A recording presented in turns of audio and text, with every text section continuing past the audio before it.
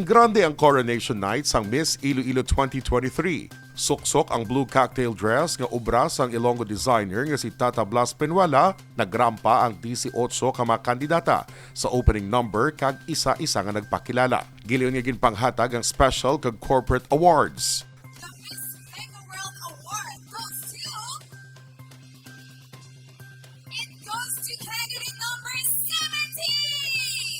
Congratulations, candidate number 17.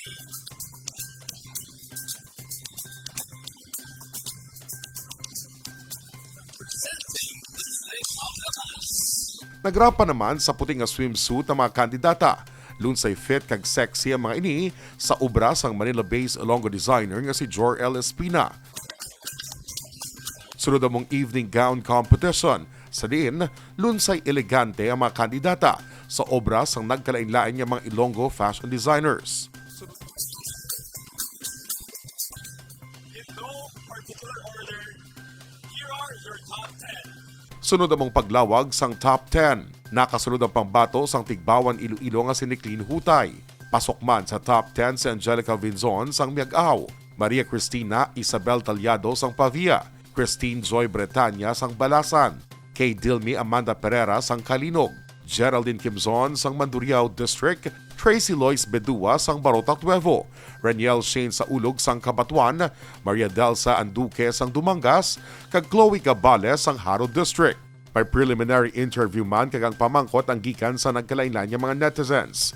Inyang nangin basihan para sa top 5 finalist. Nakasunod sa top 5 sa ni Chloe Darl Gabales, Raniel Shane sa Ulog, Maria Cristina Isabel Talyador, Geraldine Kimzon kag Tracy Lois Bedua. Sa final interview, ginpamangkot ang mga kandidata sa ilan ng opinyon kung bala may negatibo kung positibo nga epekto ang overpopulation o kung kadamuon sang populasyon. Matapos nga mabatian ng ilang mga sabat, Ginkoronahan bilang Miss Iloilo 2023 ang estudyante sang Iloilo Science and Technology University nga si Raniel Shane sa Ulog sang Kabatuan.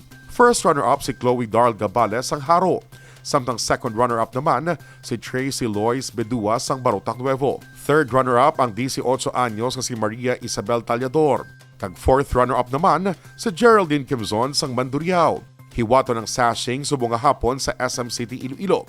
Dari mahibaluan kung sino ang ipadala sang Miss Iloilo Organization para sa screening sang Miss Universe Philippines, Binibining Pilipinas, kag Miss World.